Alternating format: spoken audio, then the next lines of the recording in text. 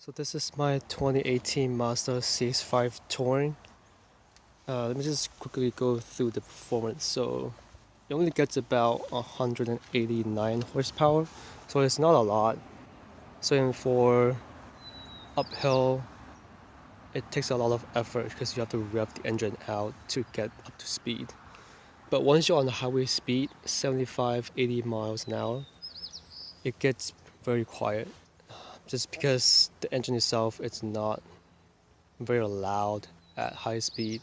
It only gets loud when you rev the engine out and get up to a hill or get off the line very quickly.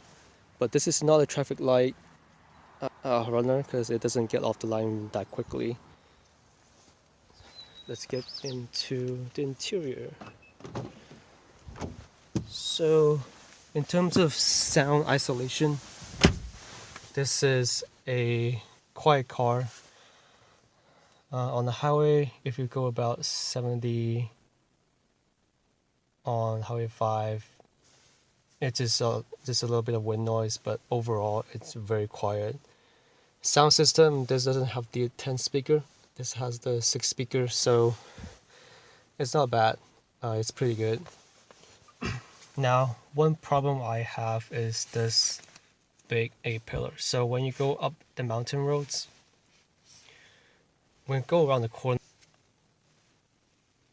and we're just at the drop of the corner, this pillow, it blocks the incoming traffic, but it doesn't block the incoming traffic unless you straighten the car out of the corner. But obviously, as you can just look through here, there's a gap, so you can just look at the upcoming traffic.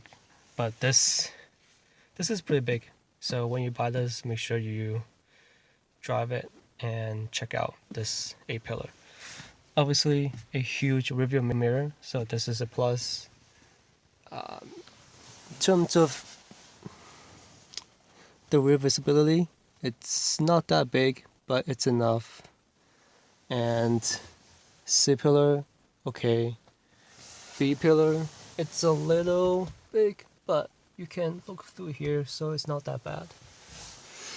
Now in terms of tech, I have the Android Auto and Apple CarPlay, so it's not a big effort to install it. But once you get that system, you basically get Android Auto with Google Assistant, and I'm not sure about the CarPlay with Siri, but with Google Assistant, you can basically say, "Hey Google," and it will just wake up the system, and then do all the voice recognition. Charging, it's pretty good. The older system, the one that I replaced, it wasn't charging the phone very quick. But with the new system, the new head unit, it charges the phone, like a power outlet. Now, in terms of fuel economy, this is, I think for me, the best part. So over 2 years, I don't really have any issues on the dashboard. Nothing lights up besides the tire pressure, which can get fixed easily at the dealership. For a full tank, you get about, I use a little bit of fuel, but in a full tank you get about 406 to 7, so that's pretty good. And I believe to fill up the whole tank from 0 to full, it's gonna take about, at the current rate, about $3 a gallon. You're gonna spend about $40 to a full tank. Now, fuel economy, I don't have a heavy foot. My driving style is pretty relaxed and takes me some time to get up to speed, but this is not a powerful car, so I don't see the point of revving it out. And so this is the fuel economy I've been getting, 30.2 mpg. It's a mixture of city driving, highway, and mountain. So in mountain driving, I do rev the engine out just to get it to speed a little bit. But overall, I'm very happy with this gas consumption. Let's turn this off. Now in terms of seat, I've done a lot of miles between SF and LA, so I spent a lot of time in the seat, and what I can tell you is it's very comfortable on the long journey. The middle section of this suede interior, this here, it holds you tight and it's very grippy, so you don't really have to slide around when you go around corners. Now the side bolsters are leather red, so they're a little bit slippery, but I think once you sit in the seats, this is gonna hold you tight pretty well. Anything else? Storage, pretty generous amount of storage. I don't have any complaint.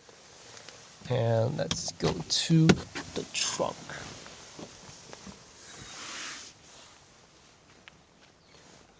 So this car doesn't come with big tires. If you just look at here, that is a very small tire, so when you go around mountain roads, if you go a little bit quicker than you like, you lose a little bit of grip in the back. But if you just keep it steady, you have no problem with traction. So this is, and then the second thing I like about this is obviously a SUV crossover, you get a lot of space. Now I did a lot of moving between dorms last year. I practically moved about 4 to 5 times, so I know how much stuff I have. And when I move out between dorms, there's a lot of stuff, but just to put into context, I have 4 to 5 cube boxes and 1 big Christmas tree, lots of bags, 2 backpacks, 1 big laundry basket, printer, a carrier for the mattress topper and the mattress blanket itself, and pillows and a lot of stuff for college stuff. But when I move out between dorms, I usually use this much, just as much, for all of my stuff, and I always have this much left. So as you can see, it's quite a big gap, and see, this can fit a lot of stuff. If you have, I imagine if you have 4 28 suitcases and some carry-on, it'll be fine. But overall, this is a pretty practical car. I get pretty good fuel economy. The only downside is that it doesn't have a lot of power, but well, with the lack of power, what you get is a quiet engine and doesn't drink as much fuel. Now I have cross-shop a couple other brands when I bought this, but the only reason I picked this is because obviously to all of the stuff I mentioned above, but also because of the slim headlight in the back and in the front, and the color is good. I can imagine this is gonna age pretty well in the next 5 to 10 years. My thinking is the bigger the headlights, the harder it is for the car to age well. So this is aging pretty well for me. I really have no complaint at 22,000 miles, about 2 years of ownership. I don't have any problems. Rattlings, not so much. And on bumpy roads, it's pretty comfortable. And again, I think the good MPG and the tech that you can get if you have the resources to install it, it will be a great buy for, especially for parents who are buying their kids a college car. This is gonna be perfect for in terms of the space and engine, fuel economy, and tech, and also for the price, it feels pretty luxurious, I have to say. But yeah, this is a great buy if you're looking for a crossover.